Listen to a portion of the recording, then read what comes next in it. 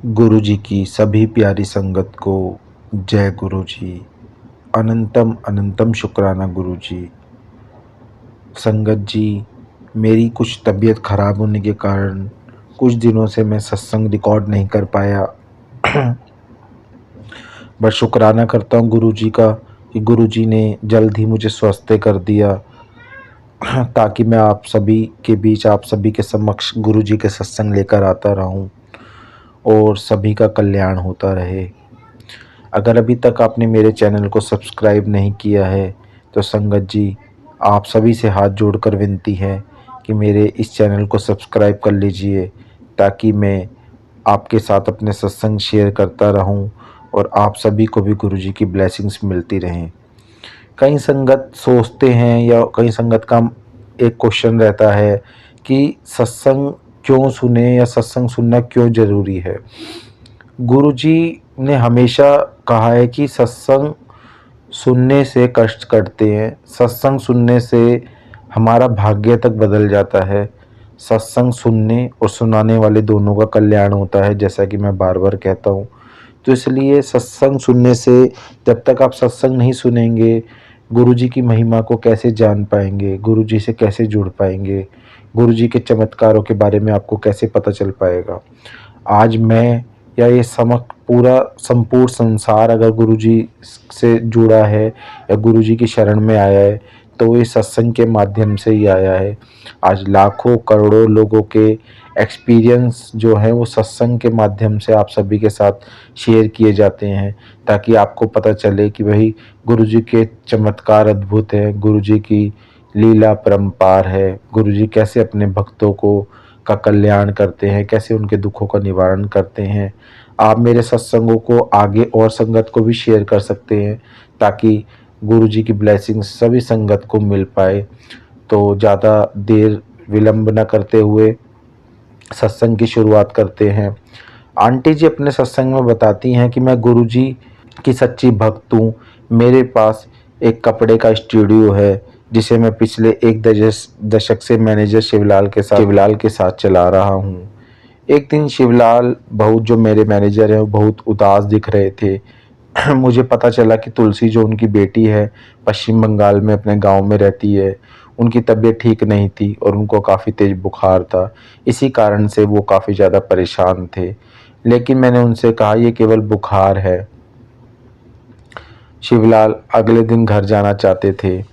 उनकी बेटी अस्पताल में भर्ती थी और गांव वालों का मानना था कि वह काले जादू की शिकार हो गई है।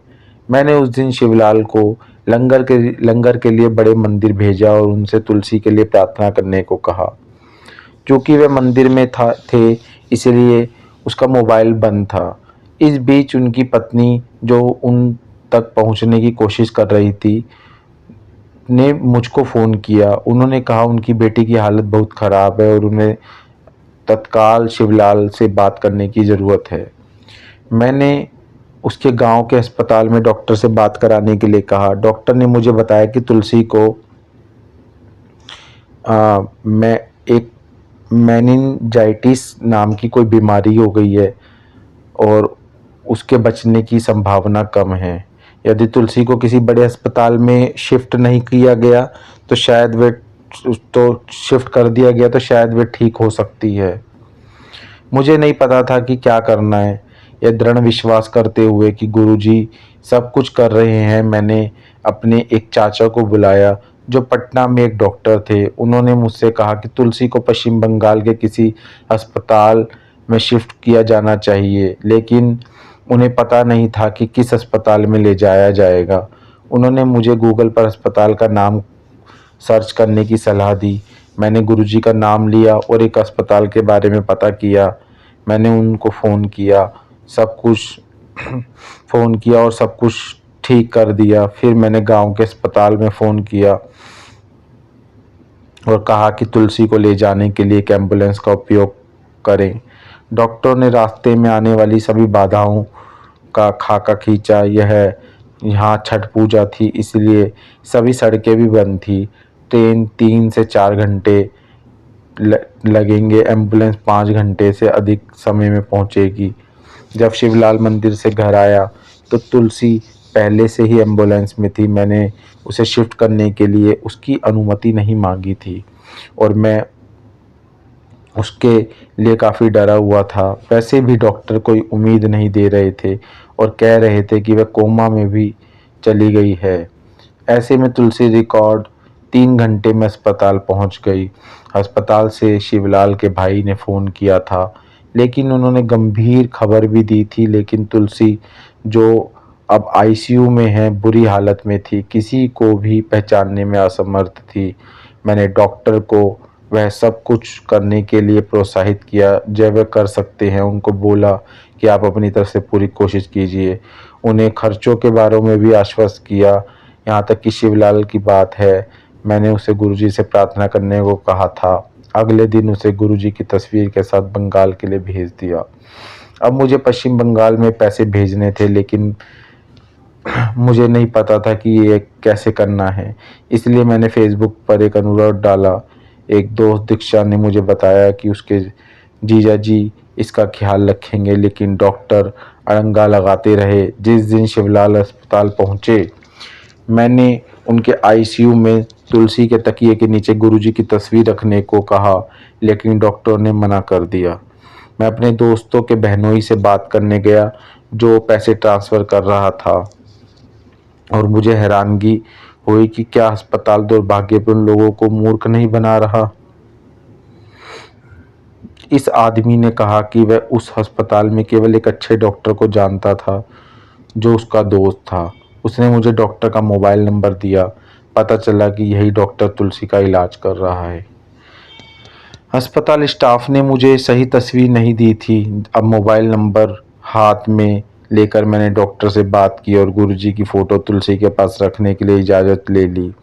अनुरोध स्वीकार हो गया, लेकिन डॉक्टर ने मुझे बताया कि लड़की वास्तव में बहुत गंभीर है। अब सभी गुरुजी के से प्रार्थना कर रहे थे। अगले दिन तुलसी ने आंखें खोली और अपनी माँ को पहचान लिया। उसमें रोज प्रतिदिन सुधार हो रहा था और जल्दी वह स्वस्थ हो गई और खुश हो गई। उसने मुझे बताया कि गुरुजी उसे स्वप्न में दिखाई दिए। उन्होंने उनको स्वप्न में दर्शन दिया। गुरुजी का धन्यवाद। मैं एक छोटी सी लड़की की जान बचाने और उसका सत्संग साझा करने में सक्षम हूँ।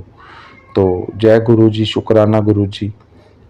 आगे अंकल जी अपने और गुरुजी के चमत्कार, अपने और एक्सपीरियंस बताते हुए कहते हैं कि मेरे पिताजी शुगर रोग और उनकी एक किडनी पूरी तरीके से काम नहीं करती थी।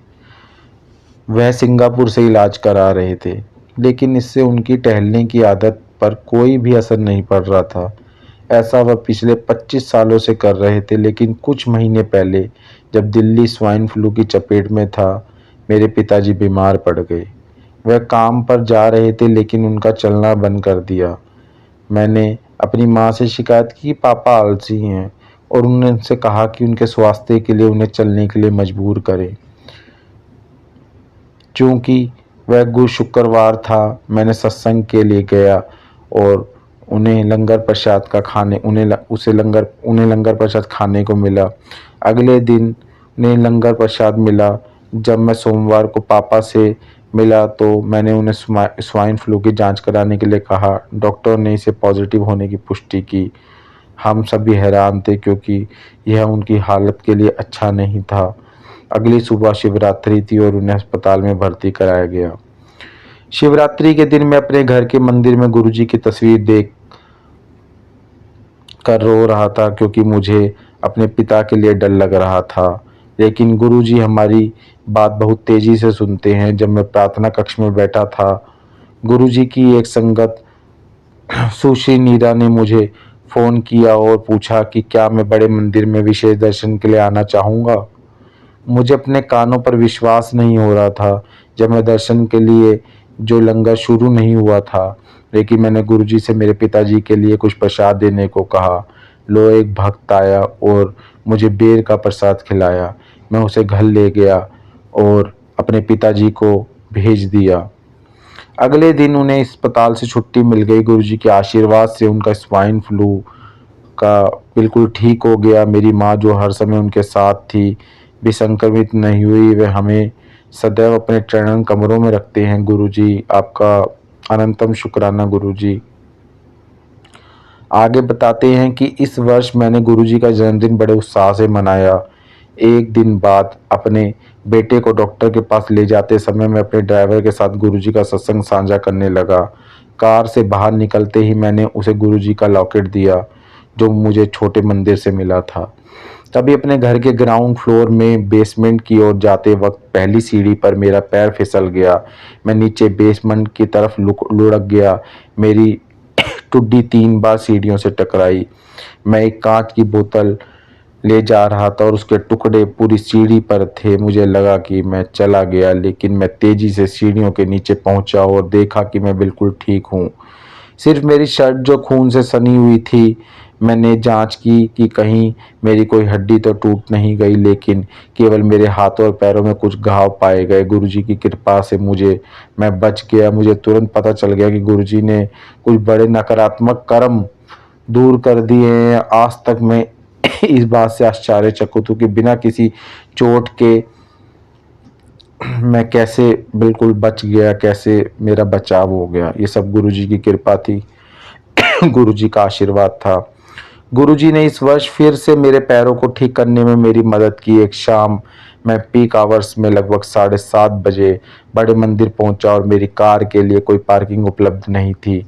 मेरे घुटनों में बहुत दर्द हो रहा था, लेकिन मैं उतर गया।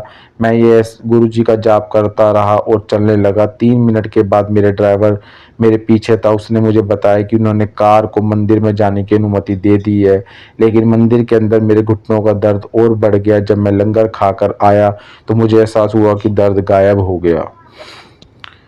कृपया मंदिर में कुछ भी मांगने न जाएं, बस उनसे प्यार करें, वे आपको आशीर्वाद देंगे। हमें बस गुरुजी से दिल से प्रार्थना करने की ज़रूरत है और वे हमारी बात सुनते हैं। हमें अंदर जाने के लिए किसी वीआईपी कार्ड या किसी भक्त के साथ विशेष रिश्ते की आवश्यकता नहीं होती। यदि वे चाहेंगे तो हमें दर्शन के लिए अधिक लाभ होगा, यदि वे नहीं चाहेंगे तो कुछ भी काम नहीं आएगा।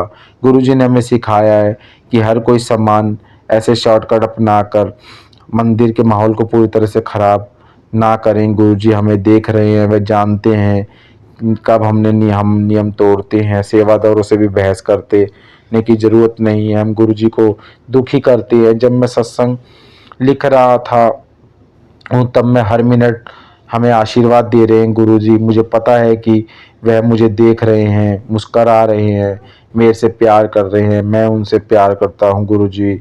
आपकी बहुत याद आती है। जय गुरुजी, शुक्राना गुरुजी। गुरुजी सभी प्राणियों की रक्षा करें, सभी का कल्याण करें। आगे आंटी जी अपना सत्संग शेयर करती हैं। वो बताती कि मेरे पति अनु सोमवार को घर वापस आए, बीमार थे। उन्हें 104 डिग्री सेंटीग्रेड बुखार था। उस समय पूरे शहर में डेंगू फैला हुआ था।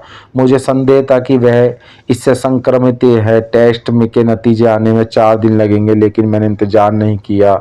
मैं अगले दिन सुबह अनुज को जल प्रसाद देना शुरू किया और उसका आयुर्वेदिक और होम्योपैथिक उपचार भी शुरू कर दिया। परीक्षण में डेंगू की पुष्टि हुई, लेकिन मुझे लगा कि गुरुजी हमारा मार्गदर्शन कर रहे हैं, अन्यथा मैं कैसे निश्चित होती कि यह डेंगू है और इलाज शुरू करना है।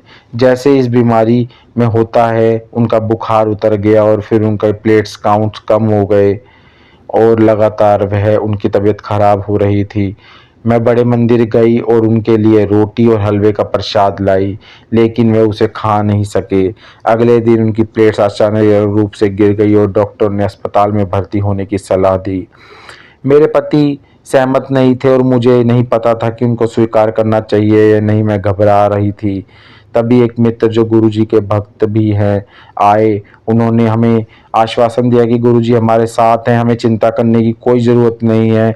हमें अस्पताल में भर्ती को स्थगित करने का फैसला लिया और डॉक्टर अगली सुबह अनुज को भर्ती करने के लिए सहमत हो गए। रात भर में अनुज को जल प्रसाद और होम्योपैथिक दवाई देती रही। मैं उन्हें सत्संग सुनाती रही, भले ही वे लगभग बेसुध थे। सुबह से उनका परीक्षण किया गया। उनकी प्लेट्स की संख्या 2 गुनी हो गई और गुरुजी की कृपा से वह ठीक भी होने लगे, लेकिन डेंगू ने उन्हें सचमुच कमजोर कर दिया था। हम आश्रम गए। एक पखवाड़े के बाद अभी भी अनुज इतना कमज़ोर थे, वह मुश्किल में से चल पाते थे। लंगर खाकर मंदिर से लौटते हुए उन्होंने घोषणा की कि वह मैराथन दौड़ सकते हैं। अद्भुत है अपने आप में गुरुजी के चमत्कार। आगे सत्संग सुनाते हुए बताते हैं कि घर पर हम प्रतिदिन गुरुजी को अपनी श्रद्धा अर्पित करते हैं। मेरे बच्चे बैठकर गुरुजी की दिव्यता की रोशनी पढ़ते हैं और मेरा बेटा कर्ण उनके स्वरूप के सामने चाय की रोशनी जलाता है।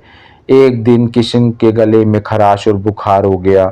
मैंने हम दोनों के लिए चाय बनाई और हमें उस पे पीने के लिए बैठ गए और हमने ग्रंथ में गुरुजी के सत्संग पढ़े। कृष्णा ने मोमबत्ती जलाई, लेकिन चाय की ट्रे को धक्का लग गया। गर्म चाय उसकी बांह पर गिरी। मैं आश्चर्य से जोर से चिल्लाई और कृष्णा को बाथरूम में ले गई, जहां मैंने उसके हाथ ठंडे शावर के नीचे धकेल दिए। उसका पूरा हाथ लाल हो गया था। मैं भयभीत हो गई कि मेरे बचपन में जल गया था और 1 महीने तक बिस्तर पर पड़ी रही थी। मैं आश्चर्य की कल्पना कीजिए कि जब मैंने किशन को दर्पण को स्वयं को निखारते हुए देखा, मैं उससे पूछा कि क्या उसका हाथ जल रहा है। उसने कहा, थोड़ा भी दर्द नहीं हो रहा। मैं इस पर विश्वास नहीं कर सकी। वास्तव में मेरी बेटी को पढ़ने के लिए हमारे साथ शामिल होती थी। उसने कहा, शुक्र है चाय ठंडी हो गई थी, लेकिन मुझे था कि चाय गर्म हो रही थी और इससे मेरी मदद भी हुई। यह गुरुजी के कई बड़े चमत्कारों में से एक था। वह जीवन में होने वाली हर छोटी मोटी दुर्घटना से हमारी रक्षा करते हैं। गुरुजी महान हैं, उनकी लीला अपरंपार है और वो कुछ भी कर सकते हैं। हम आपसे बहुत प्यार करते हैं गुरुजी। आगे को सत्संग में अपने बताते हैं कि गुरुजी हर जगह हैं, हमें हर हाल में हमारा ध्यान रखते हैं। हमने हाल ही में उनके सर्वव्यापी आशीर्वाद की सच्चाई को फिर से अनुभव किया। लंबे समय के प्रतीक्षित पारिवारिक स्पेन यात्रा की योजना 28 मई को बनाई गई थी, लेकिन मेरे बेटा कृष्णा को 18 मई को चिकन पॉक्स हो गया।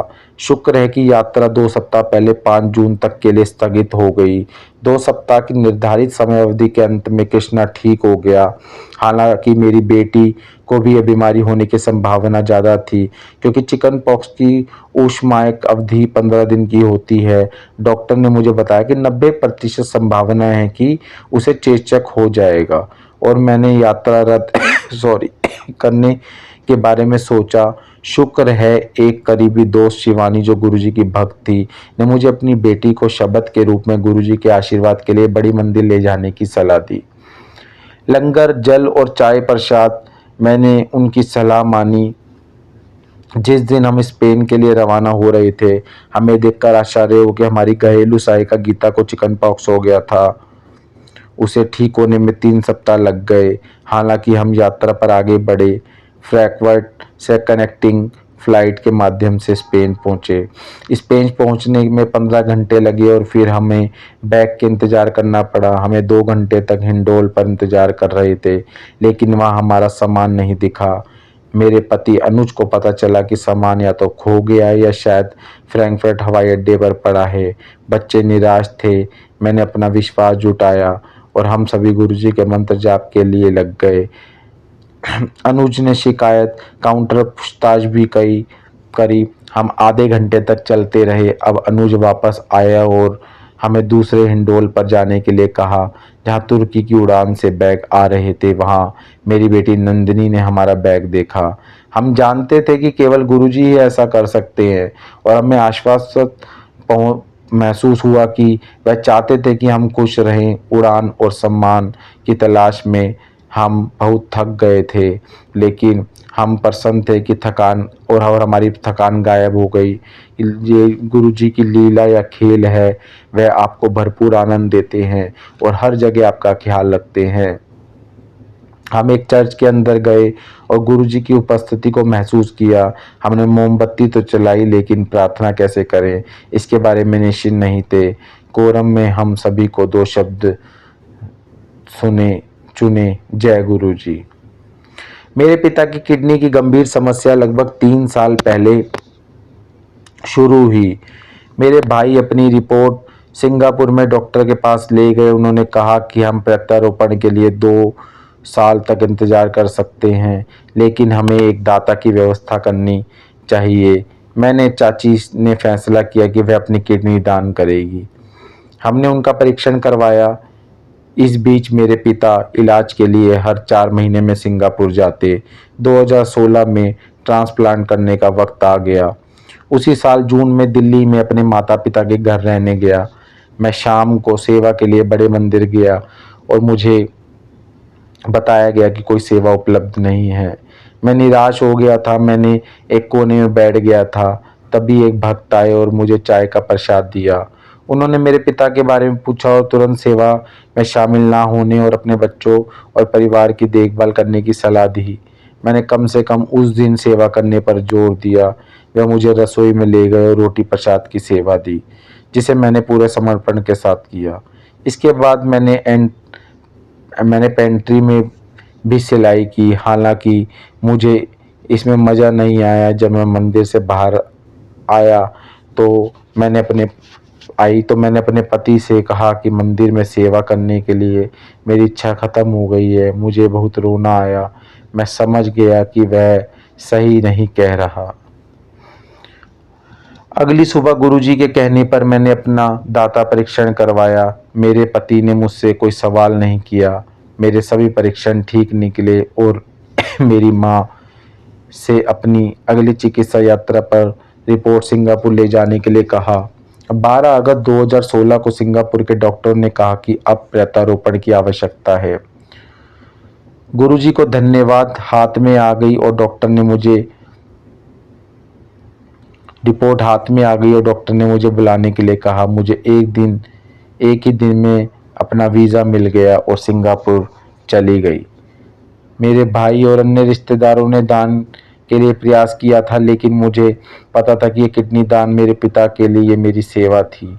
मैं गुरुजी से सेवा के लिए प्रार्थना करती रही और आखिरकार उन्होंने मुझे निस्वार्थ सेवा प्रदान की। मैं चिकित्सीय, मनोवैज्ञानिक और शारीरिक परीक्षणों से गुजरी, यह जानते हुए कि ये ठीक होंगे, क्योंकि दान गुरुजी का हुक्म था। प्रत्यारोपण 1 महीने बाद के लिए निर्धारित किया गया था। मैं दिल्ली लौट आई और पाया कि मेरे करीबी दोस्तों और गुरुजी ने की संगत मेरा बहुत ख्याल रख रही है। ट्रांसप्लांट ऑपरेशन से ठीक 2 हफ्ते पहले मुझे छोटे मंदिर में आमंत्रित किया गया। मुझे दिव्य दर्शन हुए और मुझे अपना सत्संग भी साझा करने के लिए कहा गया। मैंने धन्य महसूस किया। सर्जरी से 1 सप्ताह पहले मैं दिल्ली में थी और केवल गुरुजी की संगत से घिरी हुई थी और अविश्वसनीय प्रेम महसूस कर रही थी। हालांकि सर्जरी से कुछ दिन पहले मेरी बेटी नंदिनी के घुटने में चोट लग गई थी। डॉक्टर उसकी ऑपरेशन करना चाहते थे। मैं टूट गई थी। मैंने गुरुजी से कहा कि मैं कोई भी कष्ट सहन नहीं कर सकती, लेकिन अपने बच्चों का कष्ट सहन नहीं कर सकती।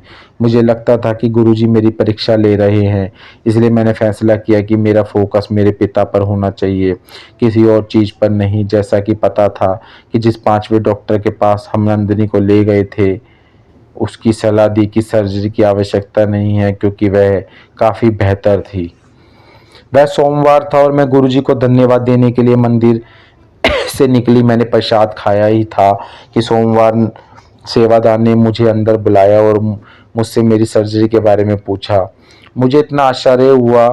वह मुझे पेंट्री में ले गया, मुझे एक चुन्नी दी और अपने साथ दरबार में आने को कहा। मुझे लगा कि वह शायद मुझे बैठने के लिए कहेंगे या मेरे पिता के लिए प्रसाद देंगे। आश्चर्य की बात है, उन्होंने मुझे गुरुजी का जलभोग उठाकर वापस रसोई के अंदर ले जाने को कहा। मैं अभिभूत थी कि सर्जरी से पहले गुरुजी ने मुझे इस तरह आशीर्वाद दिया। अभी और भी बहुत कुछ आना बाकी था। मंगलवार को मैंने लंगर खाया तो गुरुजी के मैं आश्रम गई। इससे पहले जब मैं सर्जरी के लिए शुक्रवार को जा रही थी, मेरी गुरु बहन अमृता मुझे अपने साथ ले गई और हम गौरव अंकल से मिले और उन्होंने हमें गुरुजी के आशीर्वाद से भरा एक सुंदर सोने का लॉकेट दिया। उन्होंने मुझे सर्जरी से पहले इसे पहनने और ऑपरेशन थिएटर में ले जाने के लिए कहा। सिंगापुर में सब कुछ ठीक चल रहा था। सर्जरी सोमवार को होनी थी और मुझे रविवार को भर्ती होना था।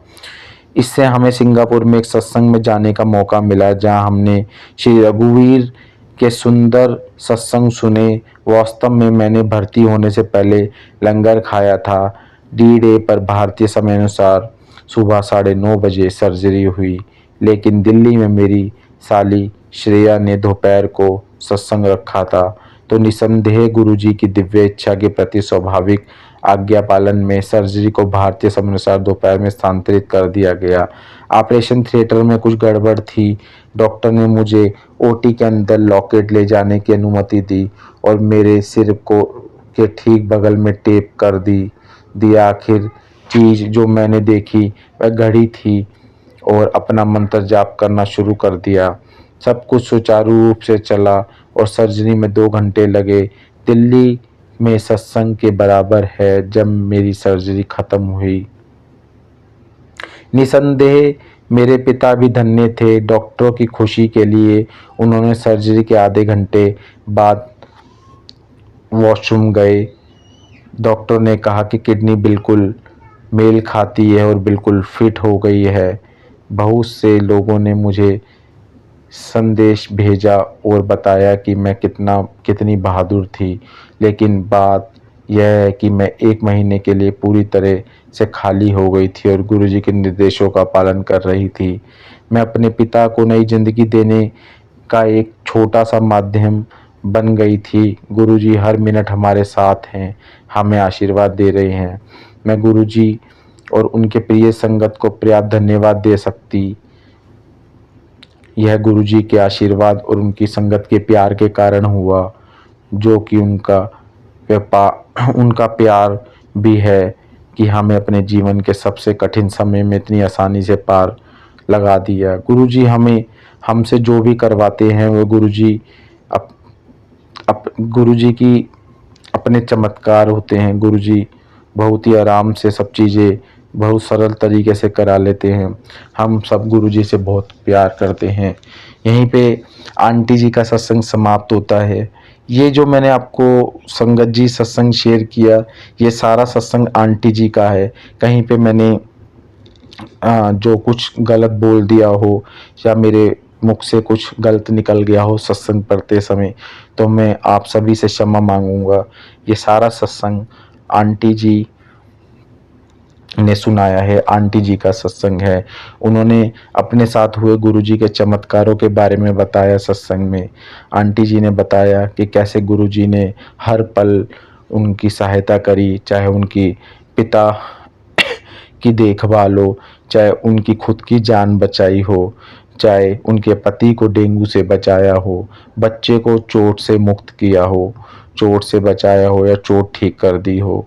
उबलती चाय से उनके बच्चे को जलाने में उबलती चाय भी विफल रही और गुरुजी ने उनको कैसे बाहर जब वो यात्रा करने गए तब भी उनको कोई कठिनाई नहीं आने दी।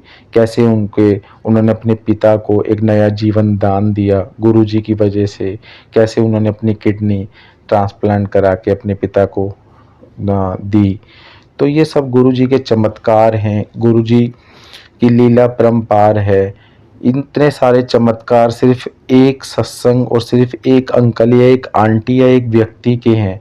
आप संगत जी खुद सोचिए कि लाखों करोड़ों संगत जो गुरुजी के बड़े मंदिर जाती है, डूंगरी मंदिर जाती है, घर में रह के गुरुजी के स्वरूप से बातें करती है, या जो गुरुजी से जुड़ती जा रही है, उनको गुरुजी किस प्रकार कितने रूप में और कितने तरीके से कल्याण करते हैं।